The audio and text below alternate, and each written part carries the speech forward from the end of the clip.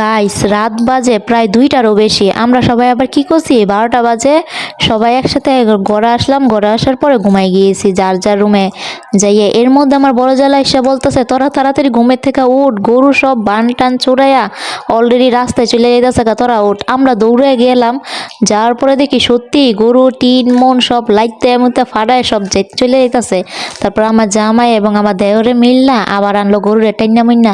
গরু দেখতে ছোট হইলে কি গরু মানে প্রচুর পরিমাণে তার রাগ আর জিত। এর মধ্যে আইনা গাছের মধ্যে মোটা রশি দিয়া আবার আইনা বানলো। বান্ধার পরে আমার বড় জাল আবার গরুকে জিজ্ঞেস করতেছে, 14 বছর ধরে আমি এই বাসায় আসছি, আমি তো কোনো খারাপ জিনিস দেখি নাই, তুই কি কোনো খারাপ জিনিস দেখতেছ?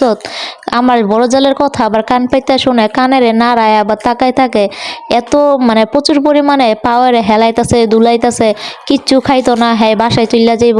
তারপর আস্তে আস্তে খাওয়াইতে খাওয়াইতে খাওয়াইতে খাওয়াইতে একটুখানি বসাইছে।